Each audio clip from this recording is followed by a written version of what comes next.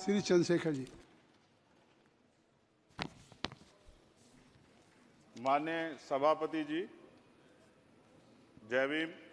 बहुजन समाज में जन्मे सभी संतों, गुरुओं, महान पुरुषों को नमन करता हूं, जिनमें महात्मा ज्योतिबा फूले, डॉक्टर बाबा साहब अम्बेडकर और मान्यवर काशीराम साहब को मैं याद भी करता हूं आज के दिन पर। साथ साथ नगीना की महान जनता और भीम आर्मी और हमारी पार्टी आज़ाद समाज पार्टी काशीराम के साथियों का भी धन्यवाद करता हूं। इसके बाद अपने कुल गुरु जगत गुरु सदगुरु रविदास जी महाराज को भी मैं नमन करता हूं, जिन्होंने दुनिया को लगभग 600 साल पहले बेगमपुरा शहर के रूप में दुनिया का सबसे महान लोकतांत्रिक दर्शन दिया। अध्यक्ष महोदय, माननीय सभापति जी, 14 अगस्त 1947 को ये देश अंग्रेजों के अधीन था।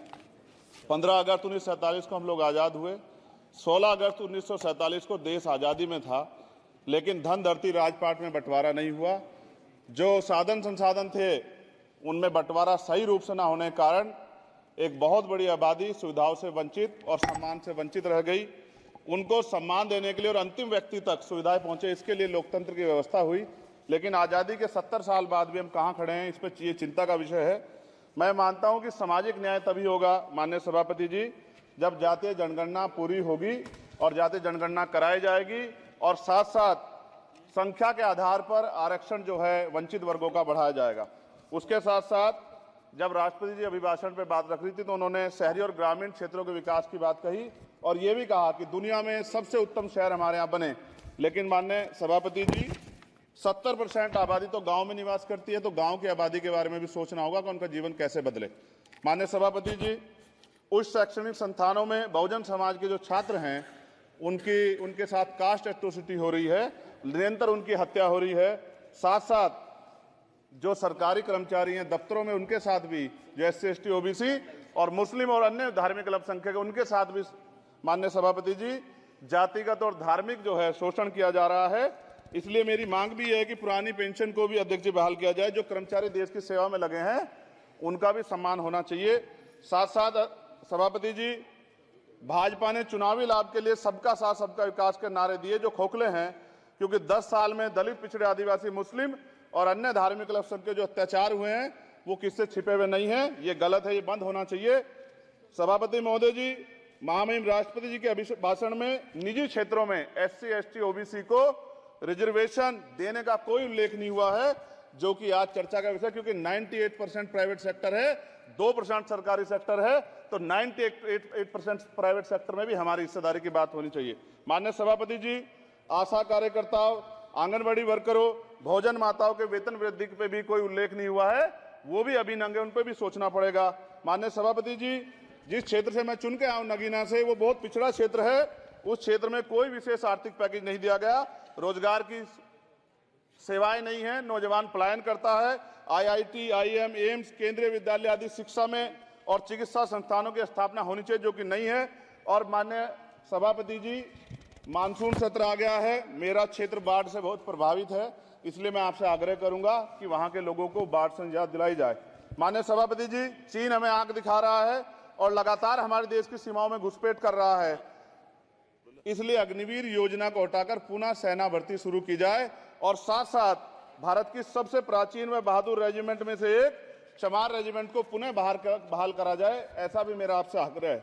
माननीय सभापति जी, पिछले सारे प्रधानमंत्रियों ने मिलकर जितना कर्ज लिया है उससे दुगना कर्ज हमारे वर्तमान के प्रधानमंत्री जी ने लिया है। किसान अगर अपना कर्ज माफ कराने के लिए जाता है तो लाठी झेलनी पड़ती है, जबकि सरकार ने धन्ना सेठों का 15 लाख करोड़ रुपया माफ किया है। इस ओर हमें ध्यान देना पड़ेगा, हमारी आने वाली पीढ़ियों को ये कर्ज चुकाना पड़ेगा।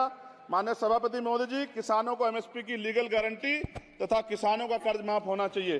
साथ साथ 2 अप्रैल 2018 को SC ST के बच्चों पे बहुत बड़े पैमाने पे मुकदमे लगे थे, वो हमारी लड़ाई सही थी, ये सुप्रीम कोर्ट ने माना और बाद में सरकार ने माना, वो मुकदमे तुरंत वापिस होने चाहिए। माननीय सभापति जी, प्रेस जो है उस पर भी शिकंजा कसा जा रहा है, जो पत्रकार सरकार खिलाफ बोलता है नौकरी से हाथ धोना पड़ता है, और सोशल मीडिया हमारा हथियार है, उस पर तरह तरह के प्रतिबंध लगाए जा रहे हैं और विरोध करने वालों को सोशल मीडिया हैंडल भी सस्पेंड करा दिए जा रहे हैं। साथ साथ सभापति जी, पेपर लीक और परीक्षाओं के कैंसिल होने से देश के नौजवानों का भविष्य खतरे में है। नीट, यूपी सिपाही भर्ती सभापति जी और 69,000 शिक्षक भर्ती में आरक्षण घोटाला हुआ है, कोई पूछने वाला नहीं, खून के आंसू रो रहे हैं बच्चे, बेरोजगारी का दंश युवा झेल रहे हैं। इसलिए मेरा आग्रह है कि युवाओं के लिए कृपया समाप्त करें चंद्रशेखर। माननीय सभापति जी, मैं पहली बार बोल रहा हूं, आप कहेंगे मैं बैठ जाऊंगा, मैं आपकी बात, मैं संवैधानिक मर्यादा का पालन करूंगा, मगर हम तो माननीय सभापति जी सुन ही रहे हैं। आप बोलिए, 1 मिनट। धन्यवाद। एक मिनट और बोलिए। अध्यक्ष सभापति जी, नारी सम्मान की बात करने वाली सरकार, हमने मणिपुर देखा सर, हमने पहलवान बेटियों का हर्ष देखा सर, और हमने सर हाथरस की बेटी का हर्ष देखा सर, और हाथरस के परिवार को जो वादा किया था सरकार ने वो भी पूरा नहीं किया। और महिलाओं में भी, स्पेशली दलित, पिछड़े और मुस्लिम वर्ग की, आदिवासी वर्ग की महिलाओं के साथ आज भी एनसीआरबी का डाटा कहता है सर जो जुल्म हो रहा है वो सहनीय नहीं है सर। साथ साथ कोविड में तैरती, हमने कोविड में बहुत सुना सर, कोविड में तैरती लाशें भी गंगा में हमने देखी है सर, और मजदूरों का हाल भी हमने देखा है। सभापति जी, बस सब समाप्त कर रहा हूं। नोटबंदी पे छोटे मझले उद्योग की जो कमर टूटी वो भी हमने देखी है। सभापति जी, शैक्षणिक संस्थानों, विश्वविद्यालयों में, चिकित्सा संस्थानों में ओबीसी एसटी के योग्य अभ्यर्थी को एनएफएस करके जिस तरह निकाला जा रहा है, लेटरल एंट्री करके जिस तरह हमारे रास्ते बंद किए जा रहे, ये भी हम देख रहे हैं सभापति जी। साथ साथ मेरा ये कहना है सर, ये सबका इशू है कि प्राइवेट कर्मचारी सर और सरकारी भी कई जगह पे 8 से ज्यादा घंटों से काम करते हैं, और उनको जो सर उचित वेतन भी नहीं मिलता, तो न्यूनतम वेतन 20,000 रुपए तय हो और 24 घंटे की ड्यूटी। उदाहरण के तौर पे यूपी पुलिस सर बहुत पूरा काम करते हैं वो लोग, वो राज्य के विषय हैं। आप सर मैं आपके राज्य सरकार के लिए भी आपके संज्ञान में डाल रहा हूँ विषय सर। पुलिस सब जगह है सर, लेकिन सवाल ये है सर, बहुत पसीना बातें हैं, 8 घंटे की ड्यूटी और वेतन विसंगति, वोटर स्कीम से उनको जो बाहर